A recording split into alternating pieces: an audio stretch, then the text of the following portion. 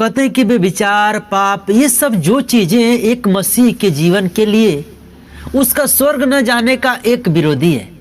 जैसे कि हमारे जीवन में कुछ ऐसा होता है कि कभी हम बेविचार में फंस जाते हैं, कभी पाप में फंस जाते हैं, और वही फंसने का कारण होता है कि हम परमेश्वर से दूर हो जाते हैं।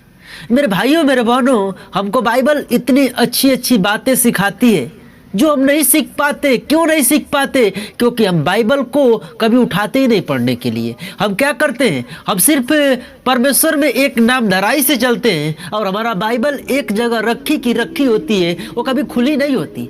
लेकिन मैं आपसे एक बात कहना चाहता हूँ कि अपने जीवन में हर एक दिन आप बाइबल को खोलिए। जब परमेश्वर के बाइबल को आप खोलेंगे, परमेश्वर आपकी जिंदगी को खोलेगा और खोलकर आपको एक नए ब्लेसिंग को देगा। मेरे भाइयों, मेरे बहनों, जो व्यक्ति वचन सीखता रहेगा वो अपने जीवन में हमेशा मजबूत बनता रहेगा। इस बात को याद रखिएगा। और दूसरी बात है क्या? वो बेविचार से हमेशा दूर रहेगा और एक दूसरे को प्रेम सिखाएगा। क्योंकि जो व्यक्ति बाइबल पढ़ेगा वो नम्र व्यक्ति बन जाएगा। क्योंकि बाइबल में ऐसी ऐसी खुदा के कलाम लिखे, ऐसे ऐसे परमेश्वर के वचन लिखे जो हमको अंदर से मजबूत बनाती है और नम्र बनाती है। मेरे भाइयों, मेरे बहनों, मत्ती में पढ़ेंगे हम लोग 5:27 में बेविचार पर क्या लिखा हुआ है। बाइबल में लिखा है, तुम सुन चुके हो कि कहा गया था बेविचार न करना, परंतु मैं तुमसे यह कहता हूँ कि जो कोई किसी स्त्री पर कदपी डाले, कुदृष्टि डाले, वो अपने मन में उससे बेविचार कर चुका। हालेलुया। ये वचन हमको ये सिखा रही है कि जब हम परमेश्वर में क्या करते हैं, अगर परमेश्वर में हम किसी स्त्री के बारे में गलत सोचते हैं तो वहाँ हमसे पाप हो गया।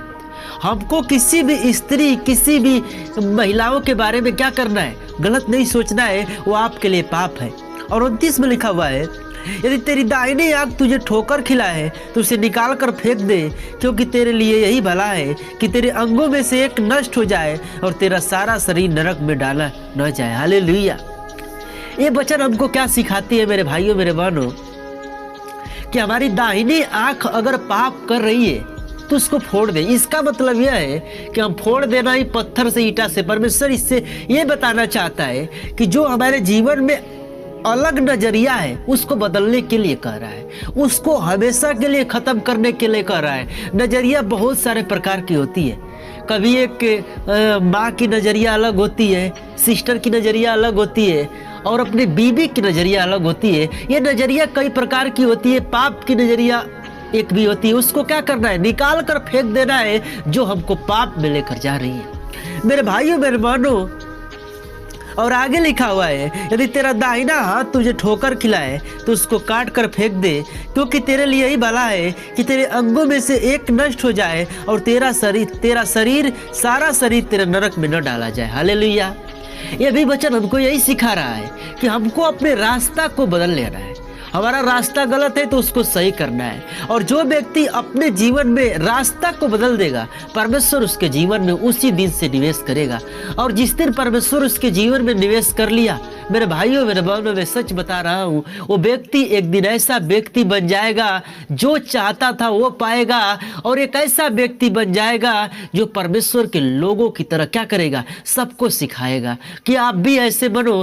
क्योंकि कहा जाता है कि जो व्यक्ति समझदार नहीं होता है और वो समझदार बन जाता है तो बहुत सारे लोगों को समझदार बना देता है। वही इस बाइबल हमको सिखाना चाहती है।